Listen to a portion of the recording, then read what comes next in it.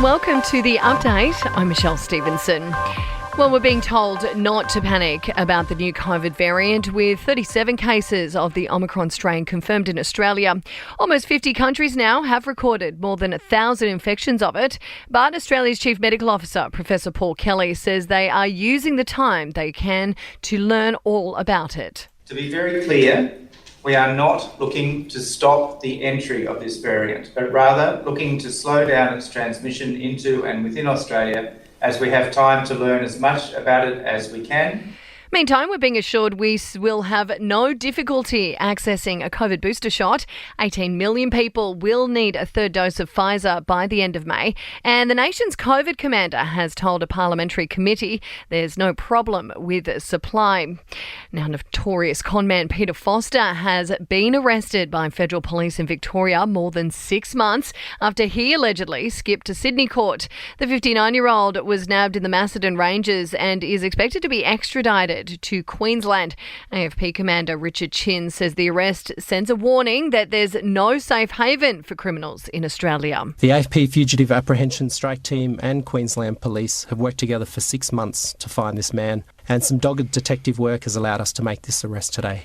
The Reserve Bank has opened the possibility of raising interest rates late next year, but only if there's sustained wages growth.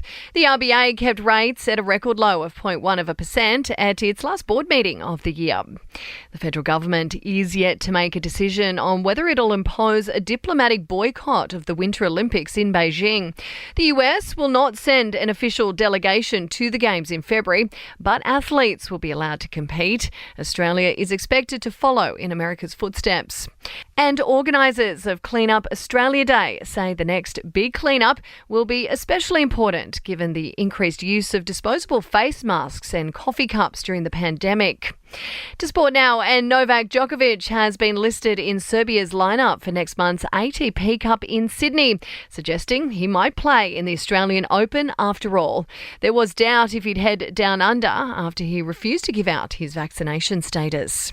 In your entertainment news, and Drake has withdrawn his 2 Grammy nominations, although his motive remains unclear. The Canadian pulling out of the Best Rap Album and Best Rap Performance category. Rita Ora has been spotted out and about in Sydney after arriving down under with boyfriend Taika Waititi. The pair, who have been dating for a few months now, met while he was directing the latest Thor flick. And Khloe Kardashian is apparently tuning out the noise surrounding her ex. Tristan Thompson is facing a lawsuit after allegedly welcoming a baby with another woman, but the reality star isn't paying any attention to the drama. And that's the latest from the Nova Podcast News team. We'll see you tomorrow morning for another episode of The Update. I'm Michelle Stevenson.